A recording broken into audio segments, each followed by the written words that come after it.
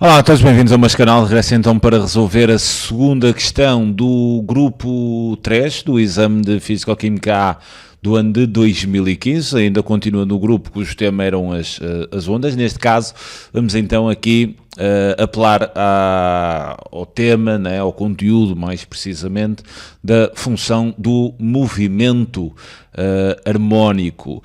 Antes de ir diretamente a esta equação, eu vou-vos falar de um pouco o que é um movimento harmónico. O movimento harmónico é modelado por uma função cujo gráfico é uma sinusoide, é um movimento sinusoidal. Então, imaginem, são as ondas, não é? Assim. Para termos um movimento harmónico, nós precisamos de ter um período constante. Ou seja, esta onda tem de ser periódica, certo?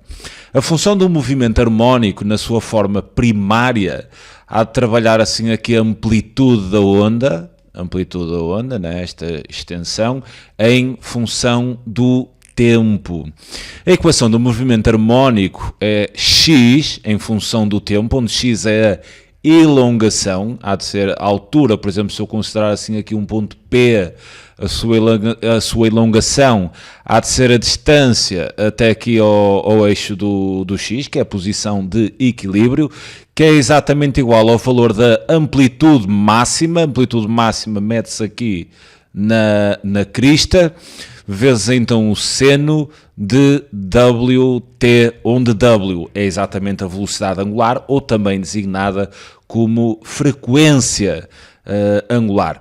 Esta equação aqui do movimento harmónico permite-nos determinar em que posição é que se encontra a partícula relativamente à posição de equilíbrio. Por exemplo, se eu tivesse aqui uma partícula neste ponto T e soubesse aqui que o tempo seriam, por exemplo, 5 segundos, então eu poderia utilizar esta função do movimento harmónico, introduzindo então o tempo como 5 segundos, né? Introduzindo aqui o valor da amplitude máxima da onda e calcular então a sua elongação, o que me daria exatamente aqui esta altura a que estaria este ponto.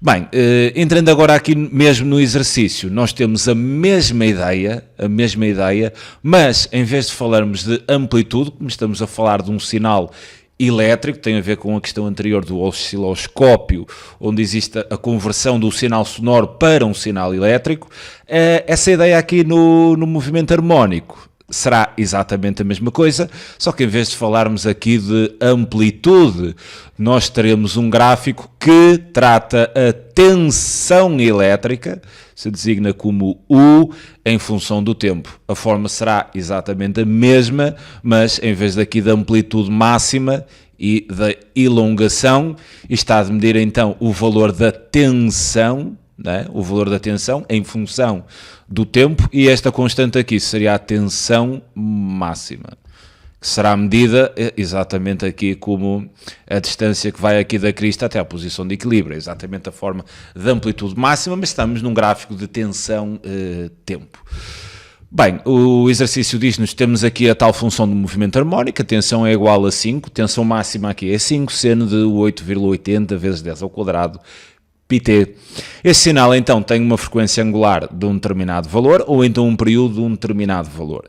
Bem, olhando aqui para a expressão, né, e tentando pegar aqui na expressão generalizada, tensão máxima, se a questão se prendesse com a tensão máxima, ela é 5 volts, né, seno de Wt, né?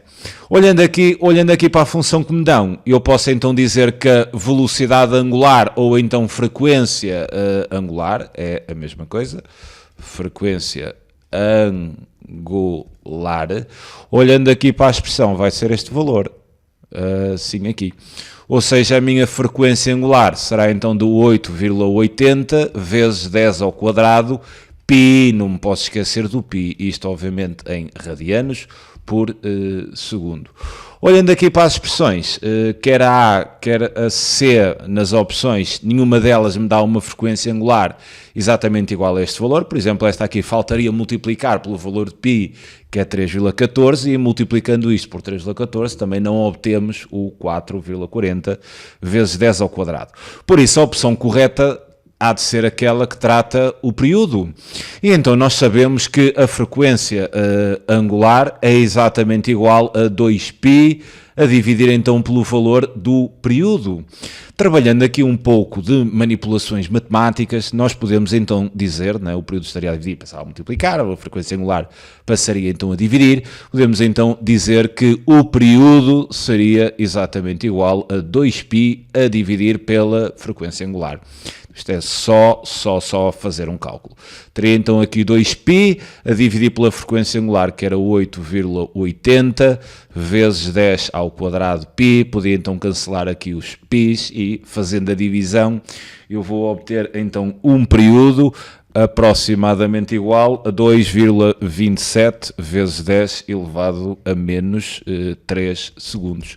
O que quer dizer que aqui a opção correta só poderia ser a opção D.